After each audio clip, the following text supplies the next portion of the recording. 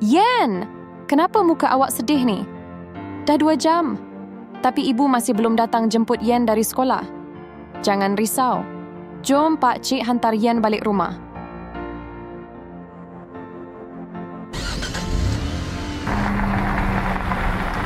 Terima kasih Pak Cik Taksi. Alamak, Yen lupa lagi. Yen, kenapa ni? Hari ni Yen lupa bawa bekal makanan. Tak apa Yen. Nah, ambil makanan Pak Cik. Wah, terima kasih banyak Pak Cik. Itu sebenarnya makanan saya untuk 1 hari. Gaji saya tak cukup. Kadang-kadang saya pun tak ada duit nak beli makanan. 10 tahun kemudian.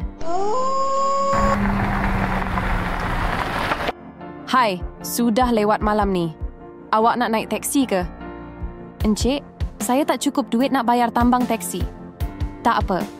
Awak tak perlu bayar. Encik masih ingat saya tak? Awak ni Yen ke? Budak kecil yang saya selalu tolong dulu. Betul tu. Saya Yen. Sekarang saya dah besar dan dah berjaya. Sebab Pak Cik selalu buat baik dekat Yen dulu. Jadi, Yen nak ajak Pak Cik kerja dengan Yen. Jadi pemandu peribadi Yen. Terima kasih Yen. Komen kalau korang setuju Yen tolong Pak Cik ni.